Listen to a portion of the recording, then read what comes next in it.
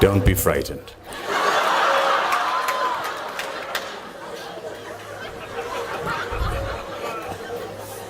When a Bennington student, 10 minutes before you come up to the podium, hands you a mace,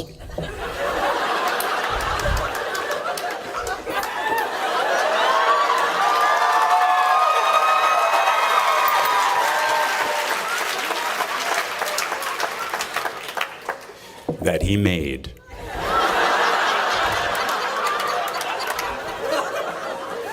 if you don't bring it to the podium with you,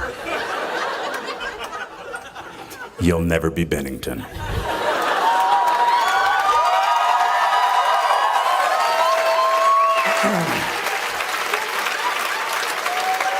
So I would like to thank you, Ben, for helping me put the fear of God in the audience tonight. But I have to put it down because I'm an actor and I'm really weak. That was heavy. It wasn't like a prop.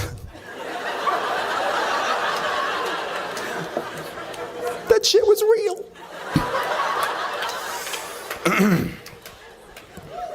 Thanks, Ben. So now I'm gonna read. And I'm not off book, so I might be looking down a lot. Thank you, President Coleman. Brian Conover.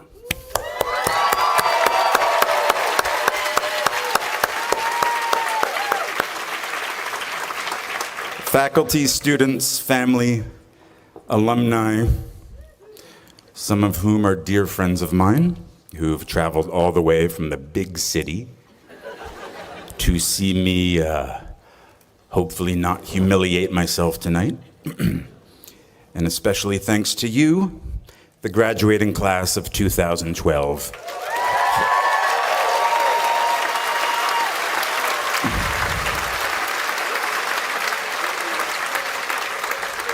See, as a joke, I wrote "hold for applause," and I was actually going to read that. So you kind of killed my joke. Let's do that again. 2012, hold for applause. 2012. Wow. I never thought I'd see 2012. I thought perhaps the Mayan calendar would prove correct. And the end of the world would have been the greatest excuse to get me out of this terrifying task of delivering the commencement speech. But wait, according to the Mayan calendar here, when does the world end? December 2012. Damn. Okay, maybe I shouldn't talk to the graduates eager to start their new lives about the end of the world. Okay. Really? Really? Of all the novelists, teachers, playwrights, poets, groundbreaking visual artists, and pioneers of science, you got the TV actor.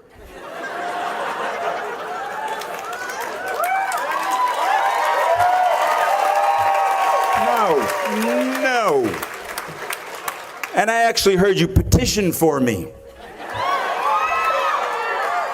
Oh, you fools. You know what? For those of you who didn't petition for me, I would love to later on talk about the problems in the Middle East and the downfall of the world economy. And for those of you who did petition for me, I don't have any signed DVDs of the Game of Thrones. But I'm happy to talk about the parallel lineages of the Targaryens and the Lannisters later at the bar.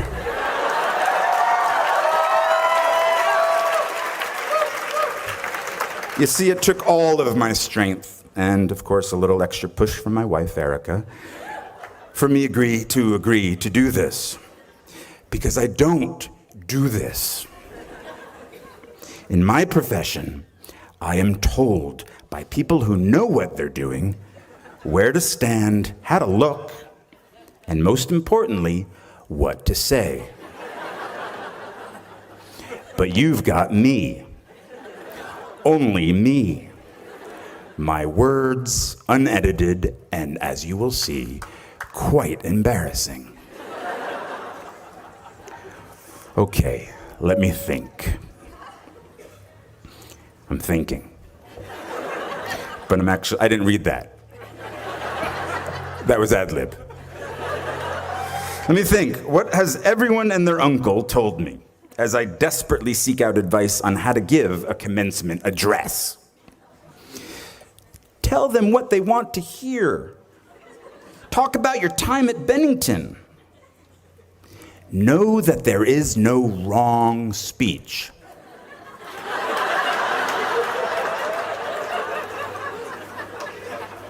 I like that one. Just keep it brief. That was my father-in-law.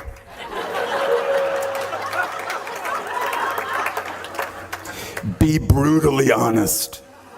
Tell them how hard it is after you graduate. We'll get back to that one. Just watch Meryl Streep's commencement speech at Barnard and you'll be fine.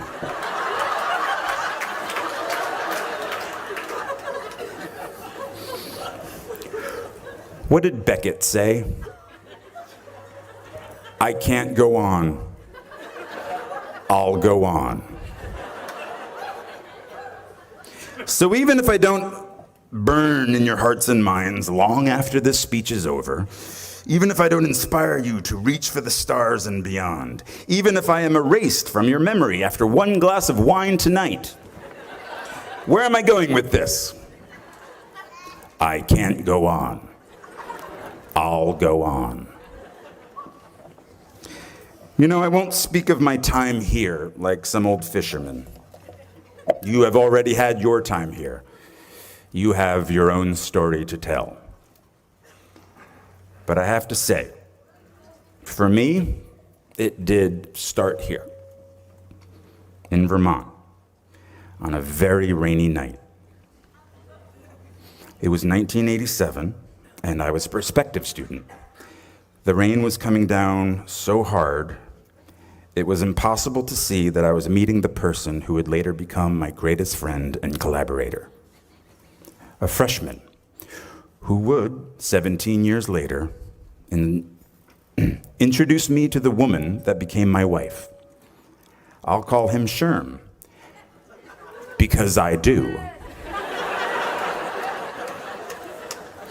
It was late at night on the road right there near Booth House. And despite the dark night and the heavy rain, this place was so alive. The lights pulsed from each of the dorms. Now, I was a kid from New Jersey who went to an all-boys Catholic high school. I was 4 foot something. I mumbled when I spoke. I wore a sort of woman's black velvet cape.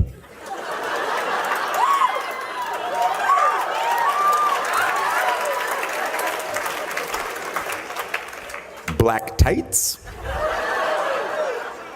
combat boots, and a scowl. But here at Bennington, I was home.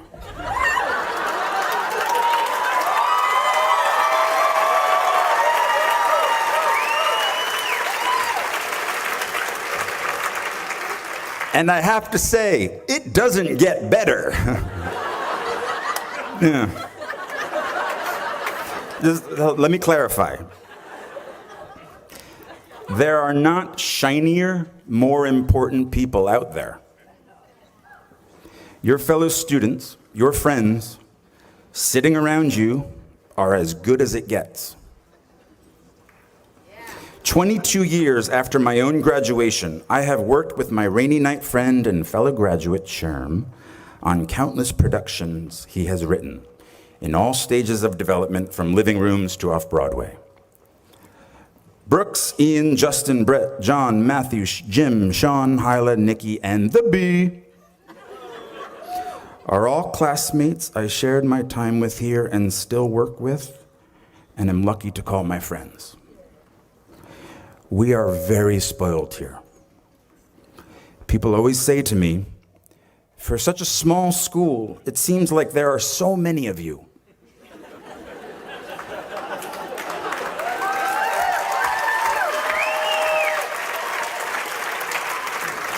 I find that really interesting, and I kind of think that's perfect.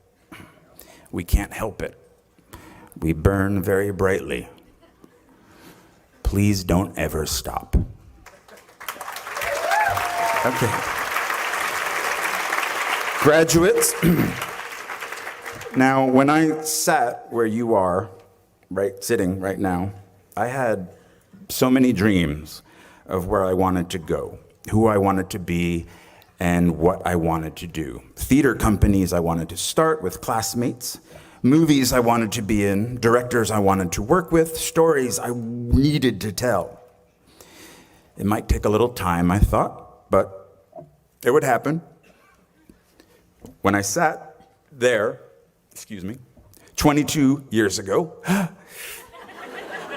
what I didn't want to think about is where I would be tomorrow. What I would have to start to do tomorrow. And I graduated in 1991, a great year, a time of resurgence for independent films in this country, a time of relatively affordable rents in New York City. See, I assumed that I could make a living writing my plays. Acting way off Broadway. And hopefully, one day, join the actors I loved and respected in those independent films. TV? Oh, what? No. What, are you kidding me? No, didn't even consider that. I had much more class than that. Much more self-respect than that. Like soap operas and shit. What I didn't have was cash, a bank account, a credit card, or an apartment. I just had debt.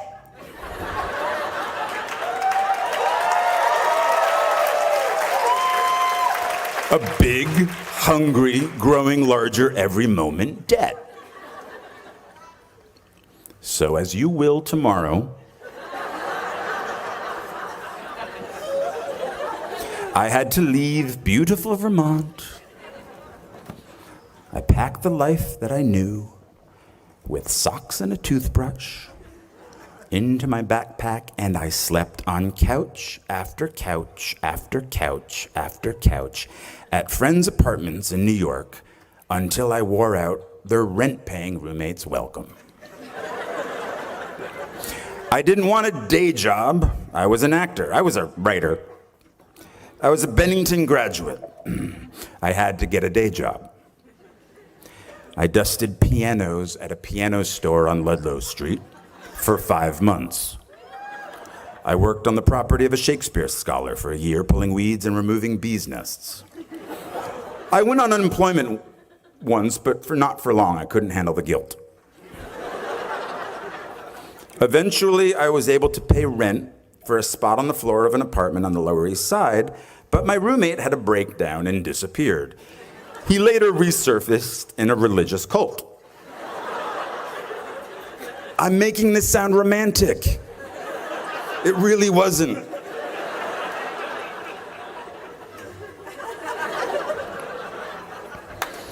I helped hang paintings at galleries, paintings that inspire you to think, I could do that.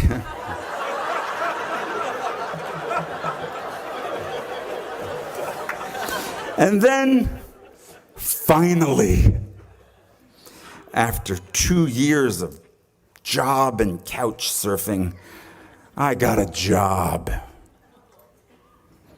in application processing as a data enterer at a place called Professional Examination Services. And I stayed for 6 years. 6 years. Longer than my time at Bennington. From the age of 23 to 29. Well, they loved me there. I was funny. I wore black, no cape, no tights. I smoked in the loading docks with the guys from the mailroom, and we shared how hungover we all were. Everyone called each other Shorty. I don't know. What's up, Shorty? How you doing, Shorty? Oh, so hungover, Shorty. I called in sick almost every Friday because I was out late the night before. I hated that job, and I clung to that job. Because of that job, I could afford my own place. So I lived in Williamsburg, Brooklyn, Yeah, you say that now.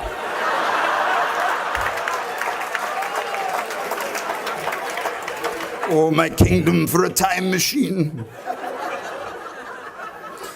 Yeah, that's right. I lived in an industrial loft.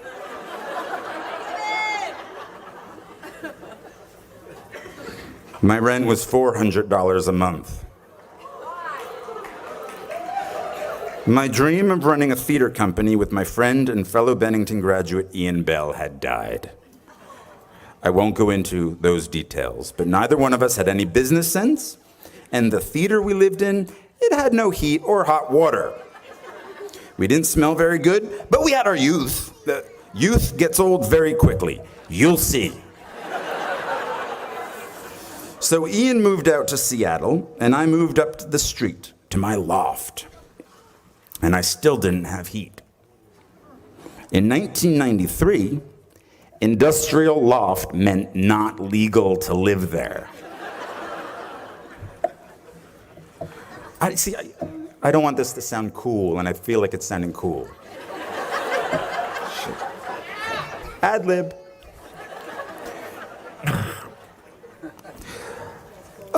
But I did have hot water. Hot water in my bathroom, which a friend of mine using said bathroom once shouted, "It smells exactly like a summer camp in here." It was true. For some reason, in the middle of Brooklyn, there was earth in my shower. Actual earth. And then, oh look, mushrooms growing from the earth.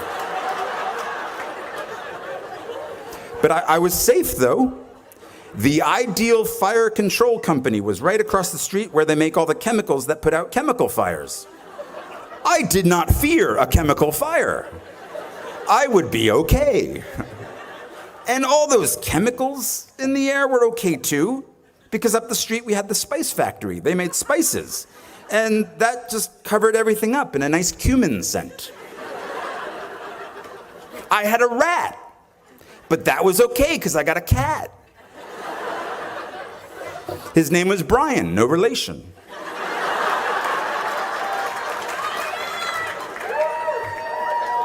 My grandmother had given me a pink pull-out couch. Oddly, no friends or recent graduates wanted to crash on my couch. So I put the couch on its end so Brian could climb it and look out the window. I had only the one window. I myself could not look out the window. It was quite high. So I had no heat, no girlfriend. What, are you kidding me? No acting agent. But I had a cat named Brian who told me of the world outside.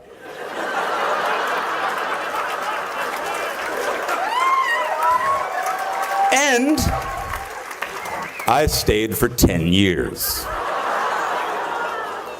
No, don't pity me. There's a happy ending. When I was 29, I told myself, the next acting job I get, no matter what it pays, I will, from now on, for better or worse, be a working actor. So I quit my position at the Professional Examination Services. My friends really weren't happy about that because it was so easy to find me when I worked there. Work was the only place I had the internet. This was at the beginning of the internet. And now I didn't have either the internet or a cell phone or a job.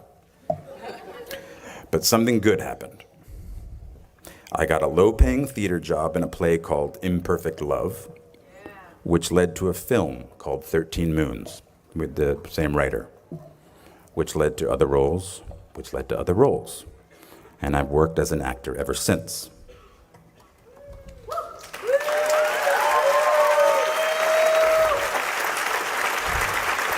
But I didn't know that would happen. At 29, walking away from data processing, I was terrified. 10 years in a place without heat, 6 years at a job I felt stuck in. Maybe I was afraid of change. Are you? My parents didn't have much money, but they struggled to send me to the best schools. And one of the most important things they did for me, and graduates, maybe you don't want to hear this, is that once I graduated, I was on my own. Financially, it was my turn.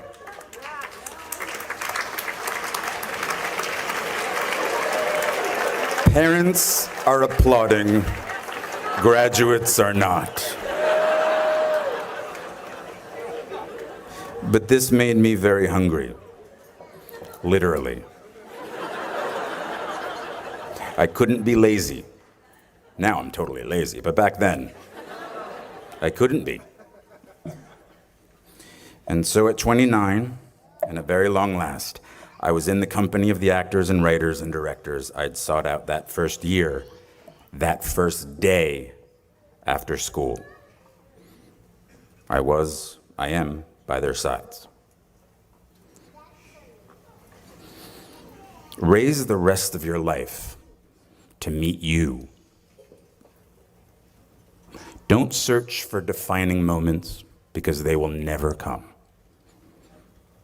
Well, the birth of your children, okay, of course. Forget about it. 6 months, my life is forever changed, and that's the most defining moment ever. But I'm talking about in the rest of your life, and most importantly, in your work. The moments that define you have already happened, and they will already happen again. And it passes so quickly. So please bring each other along with you. Everyone you need is in this room. These are the shiny, more important people.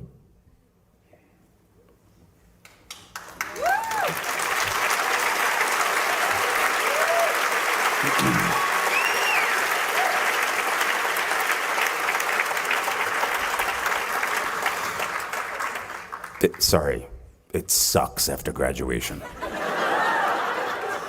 It really does. I mean, I don't know, at least it did for me, but that's the only thing I know. You just get a bit derailed. But soon something starts to happen. Trust me. A rhythm sets in. Just like it did after your first few days here. Just try not to wait until, like me, you're 29 before you find it. And if you are, that's fine too. Some of us never find it. But you will. I promise you. You are already here. That's such an enormous step all its own. You'll find your rhythm or continue the one you have already found. I was walking downtown in Manhattan the other day, and I was approached by a group of very sweet young ladies. Easy. Actually, they were sort of running feverishly down the street after me.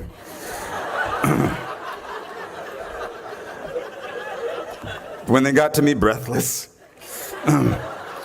it was really, they didn't know what to say or couldn't form the words, but it came out that they were NYU freshmen, and they were majoring in musical theater. Of course, come on. They were like science majors. They were running after me. What musicals are you doing? I inquired. Well, one of them said, looking down at her shoes, we aren't allowed to be in plays our freshman year. Now, they were paying a very high tuition to not do what they loved doing. I think I said, well, hang in there. What I should have said was, don't wait until they tell you you are ready. Get in there, sing, or quickly transfer to Bennington.